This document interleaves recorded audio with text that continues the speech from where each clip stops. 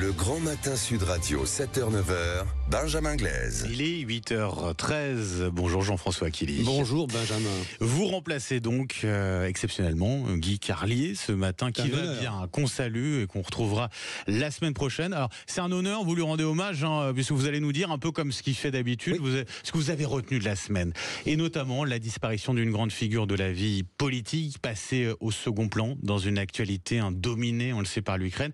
Et puis aussi la démission d'une maire emblématique à un an des municipales. Deux personnalités et une époque révolue, Jean-François. Oui, nostalgie, vous disiez. Nous avions prévu de nous revoir en ce début d'année quand la mort de Jean-Louis Debré, parce qu'il est question de lui, a été annoncé mardi matin. Je vous avoue, comme beaucoup de gens, avoir ressenti une grande tristesse.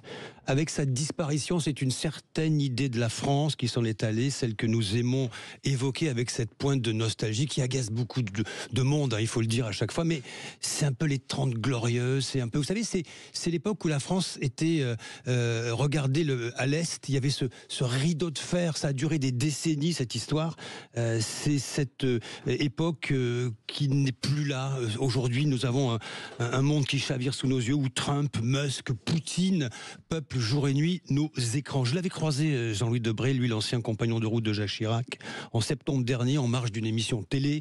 Il m'avait raconté qu'il faisait sale compte dans les petites villes en tournée pour sa pièce de théâtre, Ces femmes qui ont réveillé la France. Alors je lui avais dit, c'est la rançon du succès, la salle comble. Pas du tout, m'avait-il rétorqué avec son style plein d'ironie. En fait, on nous ouvre des salles fermées depuis longtemps et les gens viennent parce qu'il ne se passe plus rien chez eux. C'était tout lui, humour, mordant, sagacité, modestie. Il était le dernier des vrais gaullistes, c'est pas un cliché. De sa présidence de l'Assemblée nationale, il aura gardé le souvenir de 5 années de bonheur absolu, je le cite, avant de présider, on le sait, le Conseil constitutionnel, flanqué de part et d'autre quand il siégeait, c'était assez savoureux, des anciens présidents Valéry Giscard d'Estaing et Jacques Chirac. Bon, plusieurs hommages ont été rendus tout de même à Jean-Louis Debré. Oui. Celui que vous retenez, c'est celui de François Bayrou au Sénat, mercredi. Oui, par-delà l'amour pour la France, la République, les institutions, le Premier ministre s'est souvenu de l'humour de Jean-Louis Debré, il en avait à revendre. Il disait qu'il était le frère de la Constitution de la Ve République, puisque Michel Debré en était le père, à la fois et de la Constitution et de Jean-Louis Debré, qui aimait ce pays, il aimait les gens, et ça se sentait.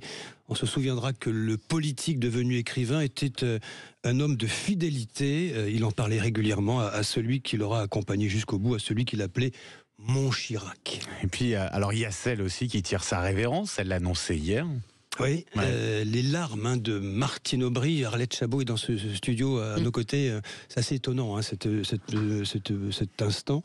Un an, elle s'en va. Elle annonce 1 an avant les élections qu'elle quitte la mairie de Lille. Après l'avoir dirigée, alors je suis allé calculer, pendant 24 ans, et après avoir été la première adjointe de Pierre Mauroy auparavant, donc c'est 30 années de mandat. C'est la maire socialiste qui décide elle-même de passer la main, de faire de la transmission, et non d'écraser ou de laminer les nouvelles générations. Ça se fait tout le temps en politique, qui accèdent au pouvoir. Et cela mérite d'être souligné. Là aussi, ce sont des pages qui se tournent au moment où l'histoire accélère, au moment où ce monde chavire, au moment où chacun retient son souffle, à l'évocation d'une hypothétique guerre, ça nous effraie tous, qui désormais devient de l'ordre de l'imaginable, du possible. Merci beaucoup Jean-François Killy. Arlette Chabot, est-ce que vous êtes nostalgique, vous aussi ? Oui, forcément. Jean-Louis Debré, le mot fidélité utilisé par Jean-François, c'était la fidélité dans l'amitié et dans la rancune aussi. La fidélité, c'est Jacques Chirac, et puis la rancune, c'était Nicolas Sarkozy. Donc il ne changeait pas une fois qu'il avait adopté un sentiment, une attitude à l'égard de l'un ou de l'autre. Il ne bougeait pas. Et puis c'est vrai qu'il a eu plusieurs périodes de sa vie, ministre de l'Intérieur, il n'avait pas une super bonne image. Et puis, à l'inverse, on l'a dit beaucoup, au président de l'Assemblée, très soucieux des oppositions. Et puis surtout, l'humour. Il faut effectivement ses souvenirs. Alors là, il s'était lâché. Il était heureux, semblait heureux. Et franchement, c'est une personnalité, qui est partie. Et on avait tous, au fond, surtout ces dernières années, de l'affection pour lui. C'est le genre de profil qui peut manquer aujourd'hui dans le personnel politique ? Arlette. L'humour, franchement, là, on va vite faire la liste de ceux qui font preuve d'humour, un peu d'autodérision aussi. C'est pas le genre de la nouvelle génération. Vous voyez ce que je veux dire? Donc on va pas du doigt. insister lourdement. Oui. Je ne sais pas si on a une minute pour raconter une anecdote. Bien sûr. Humour, quand il siégeait donc avec Chirac et Giscard de part et d'autre, un jour, ils évoquaient, puisqu'on en parle beaucoup aujourd'hui, de l'immigration. Et Valéry Giscard d'Estaing avait dit moi, à l'époque, j'avais un Premier ministre qui ne connaissait pas bien ses dossiers. Donc, il faisait allusion à Chirac. Et Debré raconte il était assis à côté de moi, de l'autre côté, il n'a pas bougé. Donc, il n'avait pas entendu. Heureusement, on avait évité le clash. Puis, quelques bavardages plus tard, Chirac se semble ouvrir une paupière et dire moi, j'ai été président de la République comme l'autre, mais moi, j'ai été réélu. C'est ça. C'est incroyable. Incroyable. Forcément, c'est des moments qui marquent. Il y a aussi, donc, vous l'avez dit, Jean-François, c'est cette page qui se tourne à Lille. Martine Aubry qui passe la main. Ça aussi, c'est vrai que c'est un moment important d'une certaine manière, tout de même. Une page se tourne, Arlette. Oui, il y en aura une un peu plus petite, moins bien écrite, qui se tournera aussi à Paris, logiquement. Oui. Dans un Elle est an. encore en poste. Allez, on va pas être désagréable. On dit quelques larmes d'Anne Hidalgo. Peut-être que ça serait pas mal, non? Je en sais tout pas. cas, la succession a l'air beaucoup plus compliquée. Oui. Si j'ai bien compris ce que disaient les journalistes à Paris, je dis ça avec ironie. Bon, voilà, Martine Aubry a pleuré 2 fois. C'est quelqu'un d'assez dur, mais elle a pleuré 2 fois. C'est rare, ouais. Battu une fois, législative, dans mon souvenir. Et puis hier, il y a de l'émotion.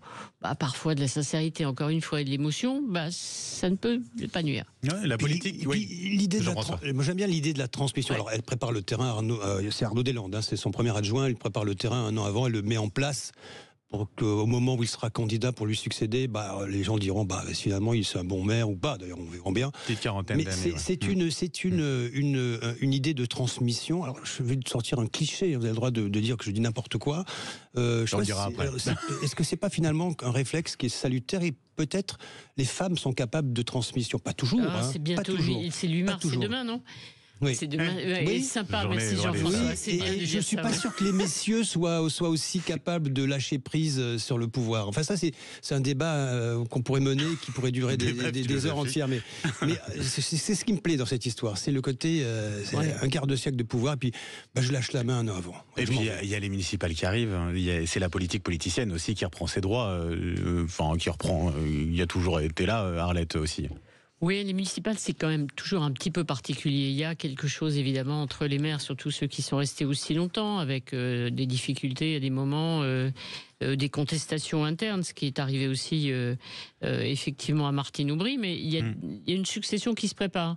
Jean-François faisait allusion aux anciens, Gaston Defferre, par exemple, à Marseille.